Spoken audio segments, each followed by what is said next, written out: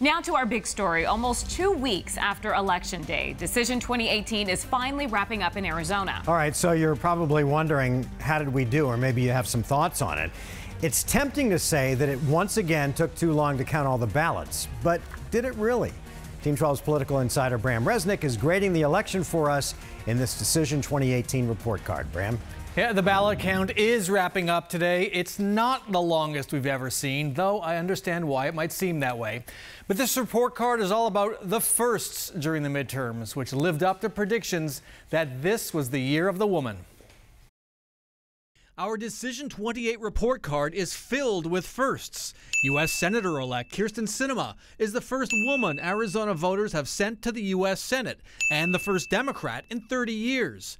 As Secretary of State, Katie Hobbs will be second only to the governor as a state executive officer. She's the first Democrat elected to the job in 28 years.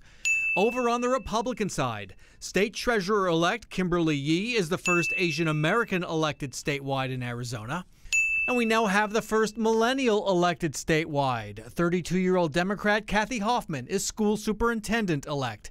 Sandra Kennedy reclaimed her seat as a corporation commissioner after a 6-year hiatus. She is one of 4 women who won statewide office this year and still the only African-American ever elected statewide. And in the state legislature, Republican Karen Fann of Prescott was selected by her Republican colleagues as Senate President, the second woman ever in that role. I mentioned that Democrat Katie Hobbs will be second in line in state government to Republican Governor Doug Ducey. The state constitution suggests the Secretary of State is acting governor when the governor is out of state. Before she left office 10 years ago, Democratic Governor Janet Napolitano was notorious for keeping Republican Secretary of State Jan Brewer in the dark when Napolitano traveled outside Arizona.